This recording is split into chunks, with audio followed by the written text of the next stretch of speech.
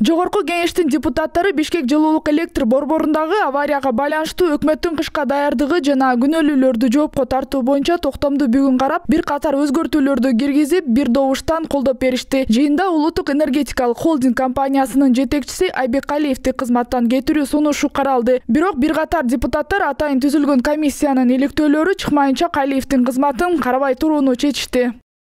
Биринчи күнү, экинчи күнү ТЭЦ иштеп, жылуулук стабилдүү берилгенден мен премьер-министрге киргем. Ушундай жоопкерчиликти сезип атам дегенде премьер-министр арызымды кабыл албай, урушуп мына комиссия түзүлдү. Комиссия жыйынтыгына чыккыча иште деп ошентип айтты.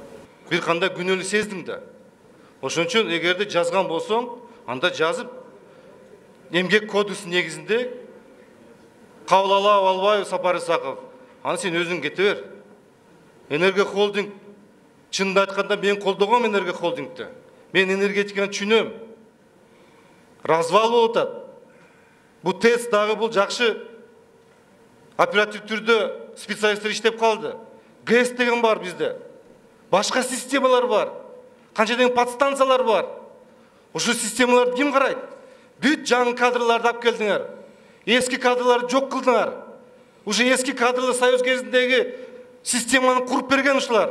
Эски кадрлар бардыгын кетирдиңер.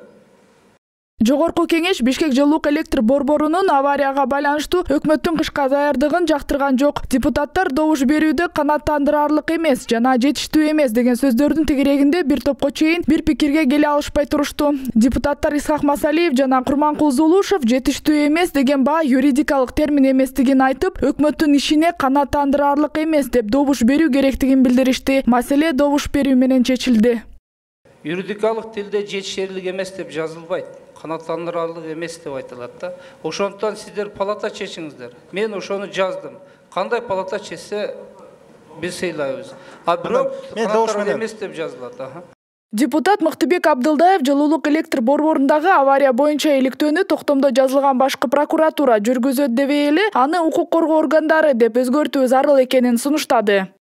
Жанагы башкы прокуратура деп жерде жазылып жүрөт. Мына ушул жерде депутаттардын баары, менден башкаңардын баары тең бир жаңы мыйзамга кол көтөрүп бергенсиңер. Башкы прокурор кайсы адамдарга кылмыш ишин козгой алат деген. Акционердик коомдун жетекчилерине козгой алабы прокуратура. Ошондуктан мен сунуш кылайын деп атам. Башкы прокуратура эмес, укук коргоо органдары депчи. Анан кимиси козгойт? Ал башка маселе. Жылуулук электр борборундагы авария боюнча токтомго дагы бир өзгөртүү киргизилди. Ага ылайык Бишкектин тургундары жылуулук берилбеген күндөргө жылуулук үчүн төлөшпөйт. Бул сунушту депутат Дастан Бекешев киргизип, жылуулук келбеген күндөргө акча төлөөнү чириген алма үчүн акча берүү менен салыштырды. Наргиза Бекжанова, Чыңгыз Айбашев, 7 канал, Бишкек өкүлчүлүгү.